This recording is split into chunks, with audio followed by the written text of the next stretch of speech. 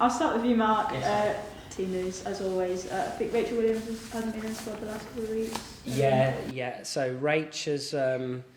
We're currently assessing. Hopefully, she could be back to play some part in the FA Cup, but won't be in this game. And then Jade obviously came out of the game the other day. She won't be in this game the weekend. We're going to see what it looks like for the final. But yeah, there's some irritation in her ankle, so we'll obviously assess her and to see whether she's ready to play or not, but definitely won't make the weekend. Apart from that, I think everybody else is fit and healthy. I suppose having that FA Cup final, does that almost maybe impact a little bit that, you know, if it was just a final game of the season, you maybe might have risked a couple of players, but I suppose with that extra game coming up? Yeah, I think more importantly, I think it's there's something on the game. You know, if we win, we go second. So for us, I don't think when we knew that, I don't think we ever turn up to Arsenal and think that you don't want to win the game anyway. So for us, it's a non-negotiable. There is people will think about that, but I think this is such a big game that people will also want to be playing in this game. So to get some rhythm for the final maybe as well. So I think there's a lot on this game. So I think we'll take this absolutely fully focused before the FA Cup final anyway. I know you spoke about Fallon a lot this season, but you know she's obviously just had an incredible season. Were you quite surprised to see that she missed out on the shortlist for player of the season? I actually didn't even see it. I haven't even seen the shortlist in terms of. Well, she wasn't on it. Thank you for.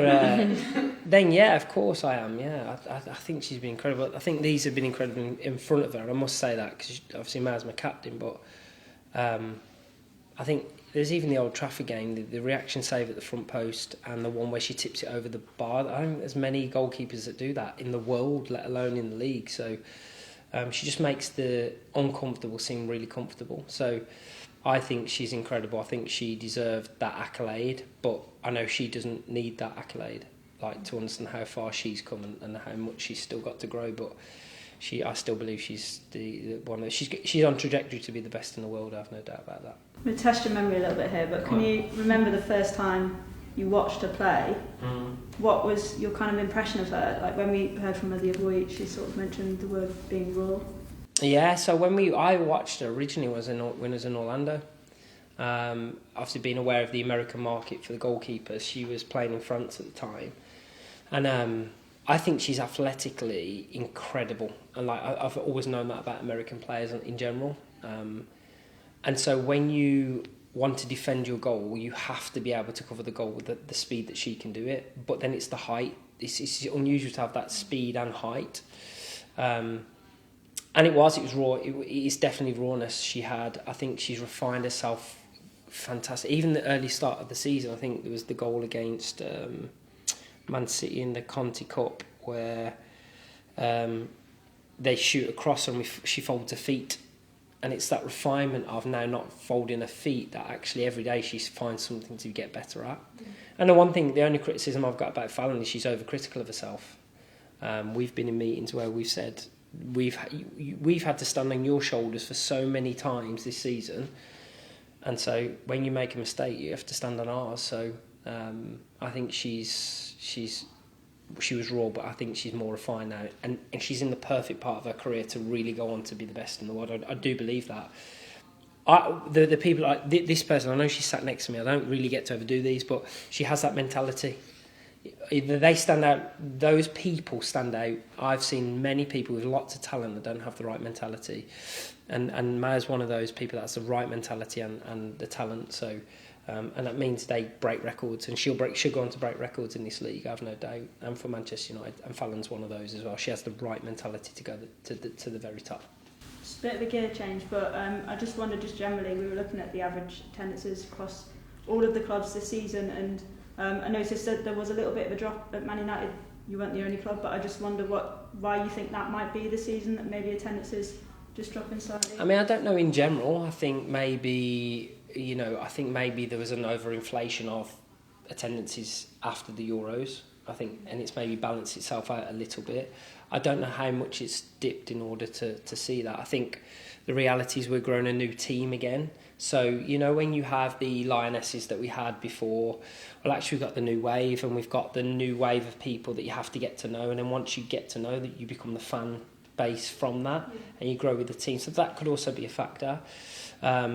I mean, nobody really Chicago Bulls when they knew Michael Jordan. They didn't know Michael Jordan until they knew him as that growth player. So, you know, I've got many players in my team now that will go on to be incredible players within the history of this game. So I know our fan base will grow around their energy and their commitment. So I think maybe that will play a part. And then behind that, maybe it's something I think we're looking at it anyway in terms of as a whole league. I think it's a responsibility of ourselves to have good open conversations, which really grows interest. Even this, we were talking about earlier, but even the Sevens tournament is something different. I know we wish people don't get any injuries and so on, but actually it's something interesting that the modern generation might connect to a little bit. Fast, fun, quick, and yeah, maybe that will help with growth as well. But I don't have all those answers. Maybe those are areas that we'll look into, and for sure we'll try and fix it from our end. Thanks, Mark. Just a quick one from mine. Mark mentioned the significance of finishing second and third this season. I wonder, aside from obviously what that means for Champions League qualification rounds, but just on a mental note for you as a player, how significant would it be to kind of finish above a team like Arsenal and to really just solidify yourselves as the second best team in England?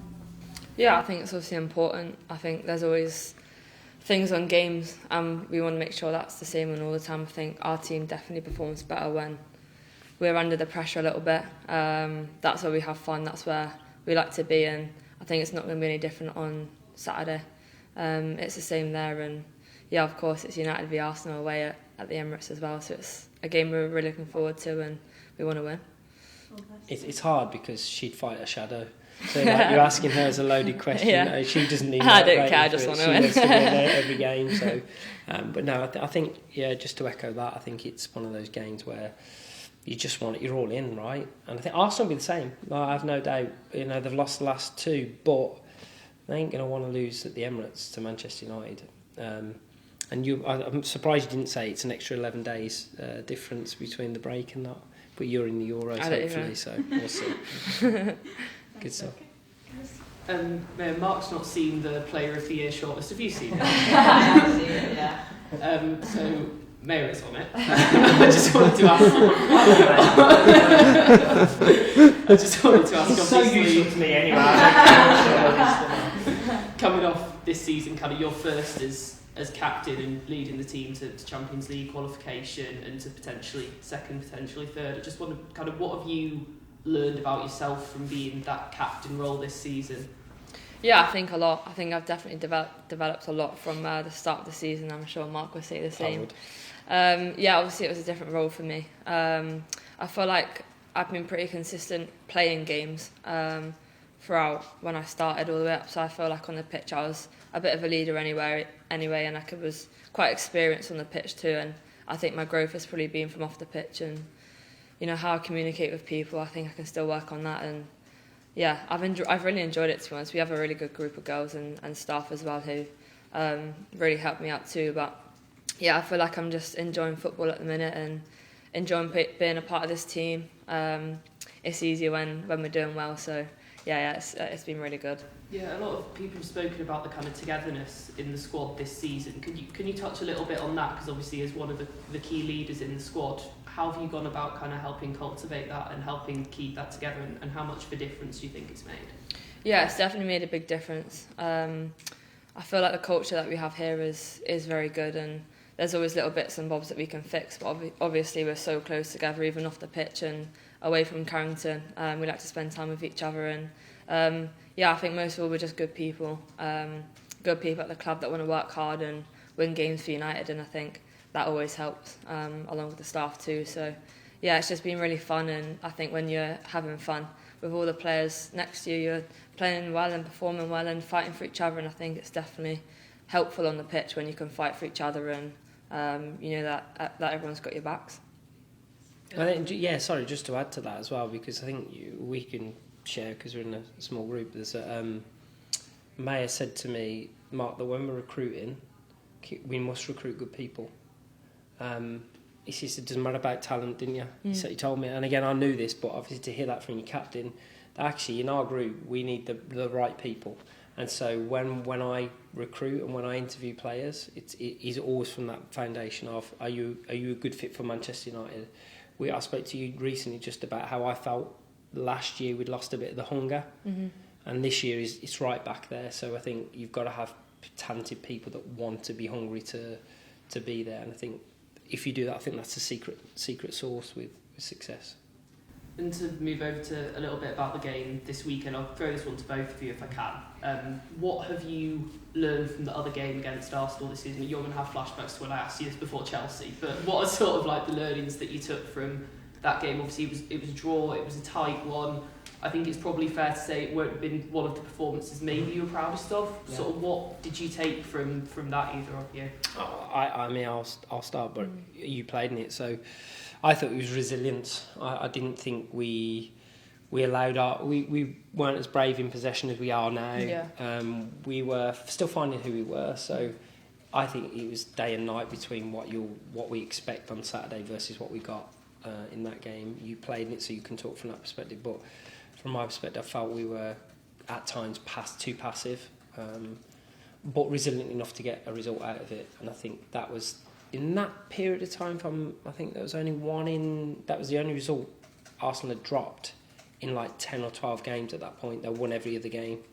So it just goes to show that even we have that spirit to just stay in games. And now we're different. Like, I think we're totally different now. I think we are a team that wants to win every game again. We found our feet, and I mean, from your perspective, playing the game, I'm sure you'll. Yeah, no, I think it's the same. Like, I feel like at the start of the season, we didn't really have an identity and how we wanted to play, and I think that happens with the players that we brought in, new players, and I think we played Arsenal quite early on. I can't really remember when it was, but yeah, it was early on, and we were still kind of seeing how we want to play and how we want to kind of go out and win games, and we found kind of our identity now, and we want to be aggressive, we want to win games and stuff. So she's just being an idiot. She's just blowing her nose on the window. So yeah, I think it's more what Marc said, with finding an identity and how we want to play, and that's definitely suits us and our players as well. So yeah, I think it will be very different from the game at Lee. I think even up to Christmas, we were trying to figure out how it worked together, right? Like we're trying to we moving Hinnie inside, was Dom in there in the midfield. Like we're trying to work out all these pieces, and we just after that point we just decided we wanted to be the most aggressive team in England, didn't we? And we are the most aggressive pressing team in England. So that's what we decided, and then we jumped right on board with that. And the players were rebellious. Our team are rebellious, and the energy you can see. Just got cheeky characters, haven't we? That just want to fight. So yeah, cheeky characters that blow. Look at the window now. You're going to have to clean. She's a shower. Yeah. Thanks, guys. Okay. Yeah, Marc. Just looking at this game. How do you feel? Arsenal have improved since the start of the season. Obviously, the change of manager. Are they a much different proposition now? I've kind of like they are. I think they're a more together team. I think it's quite clear that under Jonas at that point they'd kind of probably got a part where they wanted to kind of break direction, which they just weren't getting the best. It was really hard for me because the results weren't. It was results. The performances weren't bad though, but I just think the frustration of the fans got the better of them, and now they seemed with René they seemed more together, and then when you have good players that play together and they feel good, they get results. It's one way of getting results. So I feel that they're a more together team. I think the last two games have probably been a little bit distracted with getting through to a Champions League final. Congratulations to them on that. It's no mean feat with the teams they've beaten. So we know on their day they can be brilliant, but then if they're not on their day, then they can be beaten. So that's the balance we've got to go into. But it's not about, we don't fear Arsenal. We respect them, but we don't fear anyone. Like, we're not that team. We want to take on anyone, and anyone's in our way, we have to try and win the game. Yeah, you say no fear, but having got the top three secured, does that free you up even more to go at this? Yeah, it does. I mean, we've spoken about this, haven't we? Like, going into the last game, knowing City have got Palace, no disrespect, at home, it's likely that they're going to win that game. So we needed a result from the City game. the way we got a result, I thought was incredible. Just the resilient, the team, togetherness. And I said that Tooney and Maya, in the huddle, if you watch them and see if you can get the footage, their eyes just narrow and they're like, no, we've got this. Even when we go down to 10 players, they've got this. And I think it's that belief. We have this in... We as humans can't measure the psychological capacity of a human. We just can't do it yet. We're not advanced enough. But you can see it. There are cues and signs and body languages. And I talk to these all the time about their body language. Even when we lose, you stand up and you face the loss. We played West Ham, didn't we? Mm.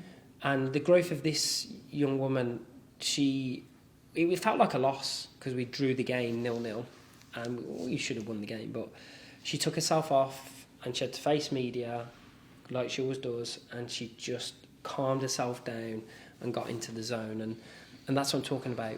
The psychological capacity means that you can then go into the next challenge and you're never too high and you're never too low. And that's what I feel that we've got the balance of this year. So I feel, look, we're ready to go into this game, try and give everything and enjoy it. We said that, haven't we? Like, I really want to enjoy these last two games. Even the Chelsea game, let's go and enjoy it. Let's go and face the challenge rather than fear it and run away from it. So that's the energy that these two teams are going to get against us. Yeah, obviously, the cup final had such a big carrot ahead of you. Does that affect your thinking going into this game at all? Obviously it's in the back of your mind, but I don't think it affects anything. Like, it's still a massive game. As I said at the Emirates, and one game that we want to win, and end the season on a high and finish second. So that's definitely our main focus now. I think, obviously I was with you guys the other day and asked me about the FA Cup final. The only thing I've been thinking about up until the City game was the City game. I think it took a lot from us, and yeah, it just showed the togetherness within the team and the resilience that we knew that we were going to get a result there. And obviously it does take the pressure off a little bit, but it's still a game that we want to win. So yeah, I think definitely the full team is focused on the Arsenal game. Please could I ask both of you sort of your reaction to Man City joining you in the 7-a-side competition? What's that going to be like, you sort of neighbours meeting them over there? Good luck to them.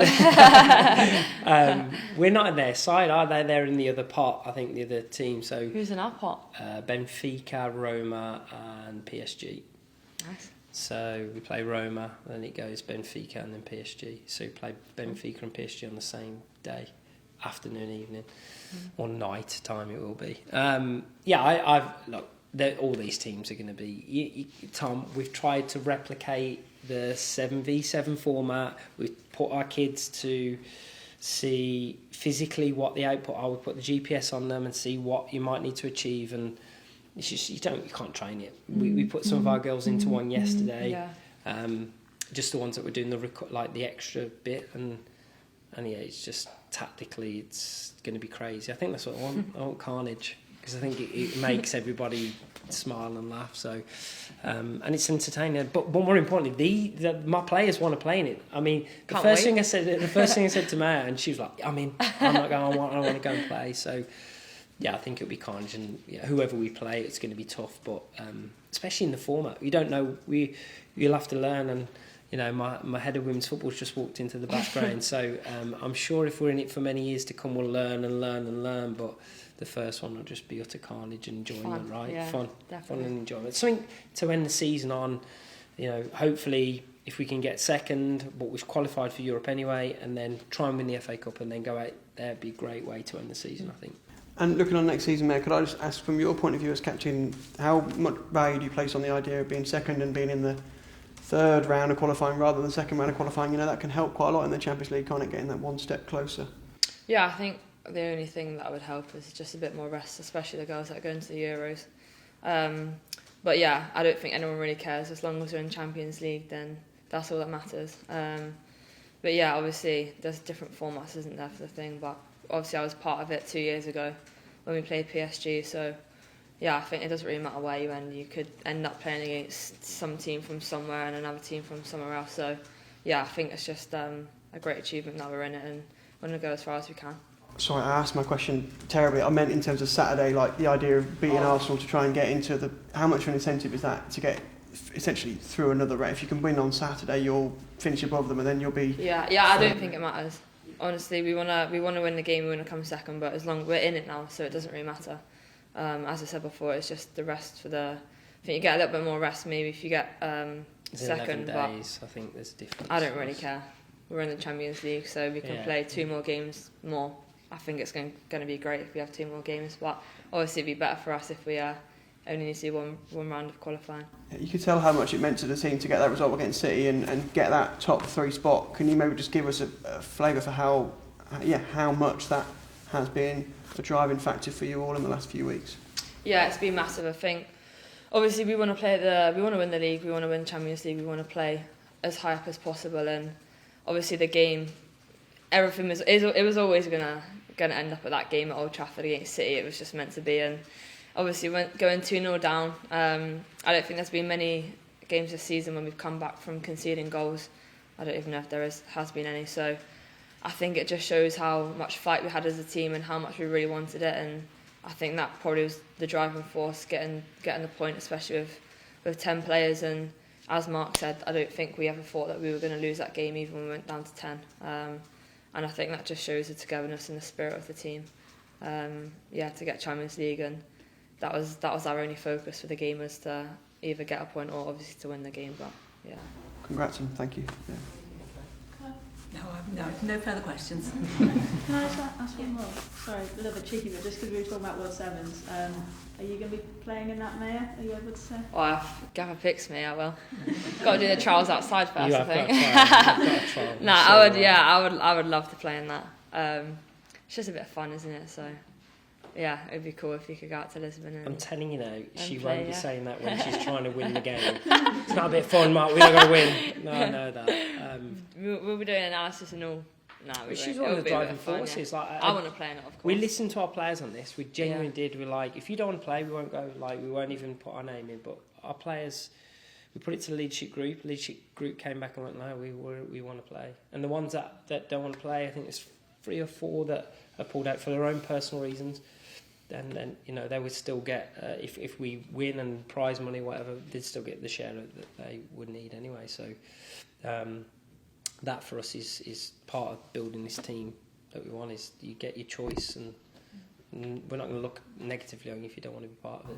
Has there been any complications with any of the Euros managers? Any sort of Not that I've heard. I know Serena initially was backing it as well. So in terms of it's hard for them to keep their players fresh when not in contact with them. So we're not going to exhaust the players. I'm not stupid. I'm like, if they're tired, they're not going to put them under duress in a game. I'll pull them off. I think it's rotational subs, so I won't be forcing them to play. I will read them like I would in any normal game and pull them off or on, depending on what the game needs. So, but I'm not gonna put them under any strain or stress that they don't want to or need to be under. It's just be silly.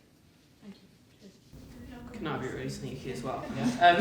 With us talking kind of after the game on Sunday about the importance of recruitment to be competing in the Champions League. Obviously, it's going several steps ahead, but the prize money for that World Sevens tournament would be really significant in terms of squad building.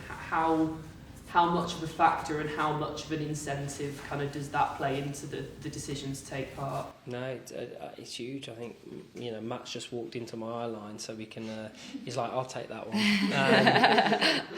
It's huge. It's huge. It's a reason as to why we entered it. Firstly, is the love that the players want to play in it, because we wouldn't do it regardless. We're not chasing the money for that. But at our team, where we don't have Chelsea, Arsenal, and Manchester City's budget, it's huge for us to. If we were successful, firstly, you've got to be good enough to be successful against these teams, it's a little mini test as well. We play Roma, we could potentially play in Champions League, and these are all little tests of playing against different styles, even though it's a 7-v7 format. So there are learnings that we can take from that. But then reality is we want, if we could be successful and take that money, it'd be huge. It would be a massive pot for us to, recruit the players we think to even maybe try and push on again next year. We've got a really lofty, ambitious 2028 winning title, so it could push us a long way towards doing that, of course. But it's all for fun.